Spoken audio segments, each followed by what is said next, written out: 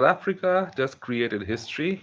They have defeated India by 408 runs. In the history of Indian cricket, it's the highest ever defeat at home. An outstanding performance from South Africa, led by their captain Temba Bavuma. But Indian cricket is officially at its lowest right now, thanks mainly to Gautam Gambhir and chairman of selectors Ajit Agarkar. Selecting players on the basis of IPL and not on the basis of domestic performances have once again led to the collapse of Indian cricket. What was once our strength is now our great weakness. Our inability to play spin bowling, our inability to apply ourselves on turning tracks has once again led to our defeat. It was an embarrassment. In both these test matches, South Africa has outplayed us thoroughly in every department: batting, bowling, fielding. It's relatively a very young team. Most of the South African players are on their first tour to India. Most of them are very inexperienced. Most of them are at the beginning of their test career, and they're on the verge of whitewashing India. India had no clue whatsoever. Their spinners were far better than ours, and our famed spinning bowling lineup had no clue. Too much impetus on selecting all rounders rather than proper batsmen has once again led to the downfall of Indian cricket. Selecting three spinners and two pace bowlers and a Nitish Kumar Reddy on this track, essentially playing six bowlers, made very little sense when your batting is continuously struggling to get runs. Karun Nair being dropped, Sarfaraz Khan being not selected, and everyone should now go after Gautam Gambhir, especially for selecting this poor team and making too many changes in the batting order. Washington Sundar in this entire series has batted in different positions. He has batted at 3, he has batted at 4, he has batted at his normal position in 6 or 7. So there isn't a perfect place designed for him. And this is the worst display of batsmanship that India has produced in a long time. KL Rahul, who is absolutely so good in overseas conditions, has continuously struggled against spin bowling in the Indian subcontinent. And against spinners like Simon Harmer, Keshav Maharaj, once again he failed to score any runs. And Yashasvi Jaiswal, he threatened to deceive but gave his wicket away cheaply once again. And a word on Rishabh Pant. Whenever time comes for him to apply himself on the crease, he throws his wicket away. He should never be considered for a leadership role in the Indian cricket team. Never again. If the captain of your team plays such an irresponsible shot to get out in both the innings, then what will the other players do? He comes back from injury, gets selected automatically, and then gets out in crucial junctures and lets the team down in both the test matches. So why shouldn't he be dropped? Why shouldn't he get a thrashing as well? And why should Dhruv Jurel get selected anyway? Playing two wicket keepers, four all rounders makes very little sense when you don't select proper batsmen. Shubman Gill was out with injury, so Sai Sudarshan comes in. What was the use of playing Nitish Kumar Reddy on that track? He's an all rounder. He hasn't made that many runs to get opportunity after opportunity in every game. Why not play a proper batsman who can play spin very well? Too many left-handers in that lineup, no off spinners, and continuously Harmer was turning the ball square and he was getting plenty of perches from that wicket. When our bowlers were bowling, Kuldeep, Jadeja, they didn't get much out of their track. And this track wasn't bad for batting. It was the Indian application that was very poor. They have forgotten how to play spin bowling. And if Gautam Gambhir somehow doesn't get sacked after such poor performance like this, it's just a miracle.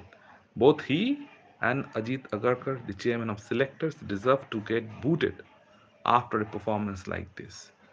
Playing your favorites in the team, dropping great players, making players retire when they don't want to is essentially leading to the collapse of the Indian cricket team. Now we realize why Virat Kohli, Rohit Sharma, Ravichandran Ashwin all retired so suddenly. They didn't get the farewell that they so richly deserved. And Gambhir had made this team, the environment in the team, rather political. There has been a division in the team. It's very clear right now.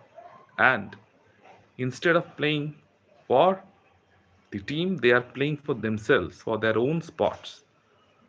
Shubman Gill in the first test didn't even come out to bat because he had a neck spasm.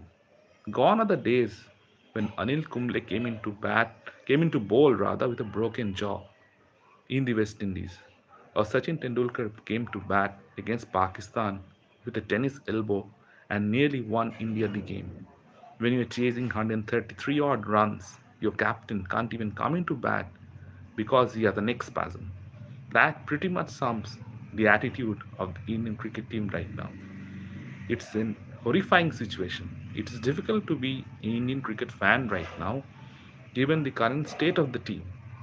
Most of these players, they are T20 players with very little experience in Test cricket. So why not select proper players who play Test cricket very well, who are grinding themselves in the Ranji trophies? Give them a chance instead of these IPL players. And this team needs to be given a proper thrashing. Some of these players should be sent to domestic cricket and shouldn't be given any chances for at least couple of years. And Gambhir should be dropped. The entire team management should be shaken. This is a huge defeat for Team India. India were unbeatable at home. We never lost a series. We never lost a match at home. And now New Zealand had whitewashed us last year. South Africa is on the verge of whitewashing us. They have won a test series in India after 25 years. India is considered to be the final frontier. Great teams of the past have won everywhere and faltered over here. But in the last 2 years, India have lost 5 test matches at home. They haven't been competitive in any of them.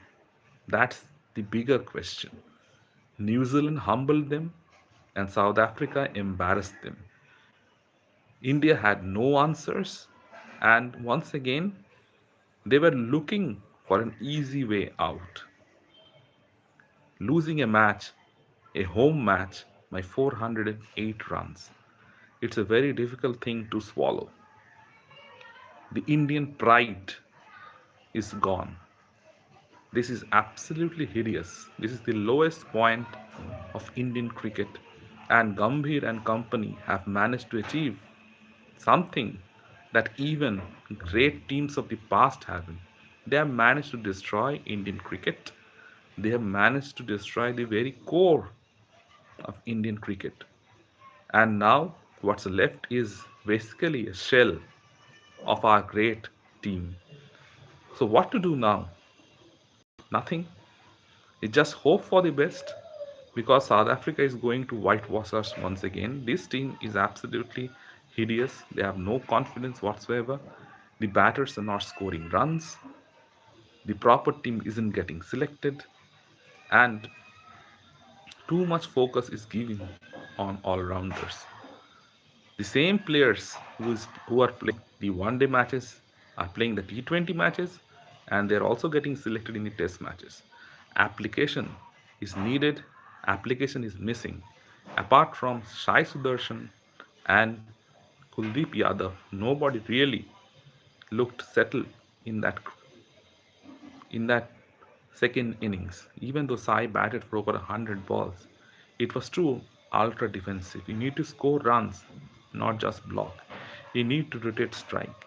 There wasn't any planning whatsoever, and it was a shocking defeat.